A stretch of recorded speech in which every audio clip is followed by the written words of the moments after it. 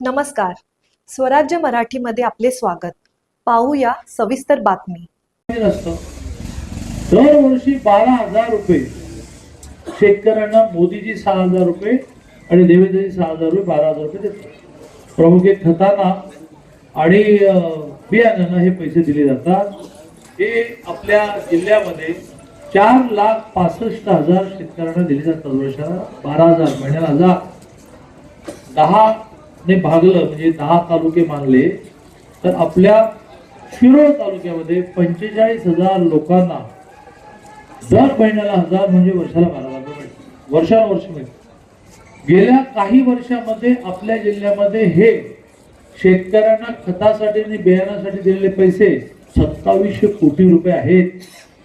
आणि आता म्हटल्याप्रमाणे आपल्या शिरोळ तालुक्यामध्ये 45,000 लोक आहेत की ज्यांना दरमहा 1,000 म्हणजे वर्षाला 12,000 रुपये मिळतात.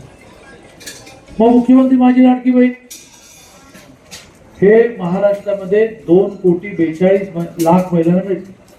आपल्या जिल्ह्यामध्ये 10 लाखाच्या वर महिलांना मिळते. आपल्या शिरोळ तालुक्यामध्ये 1,04,000 महिलांना. एका शिरोळ तालुक्यामध्ये त्या दत्तवाडमधले काही हजार असतील महिला 1,04,000 महिलांना दरमहा 15,000 रुपये मिळतात.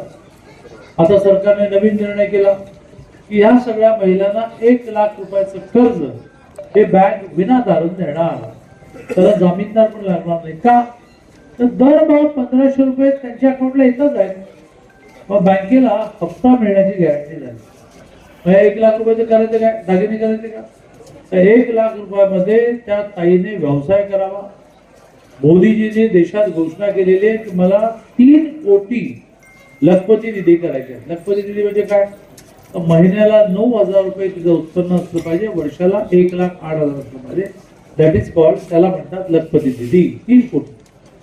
मग ह्या 1,00,000तून तिने व्यवसाय करावा.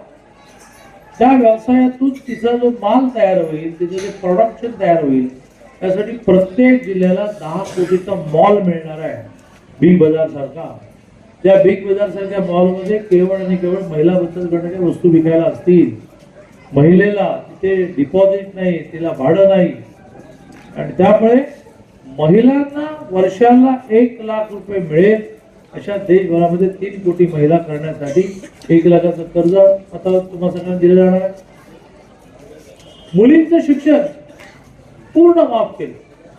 ती डॉक्टर होऊ दे, ती इंजिनियर होऊ दे, ती वकील होऊ दे, कुठल्याच शिक्षणाला तिला पैसे द्यावे लागणार.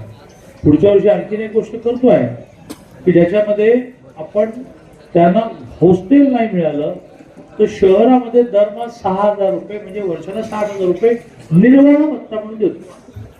शिरोळ सारख्या तालुक्यामध्ये दरमहा 2800 म्हणजे 10 महिन्याचे 28,000 रुपये निर्वाह भत्ता देतो की ज्यात हॉस्टेल नाही मिळालं तर तिने रूम घेऊन राहावे.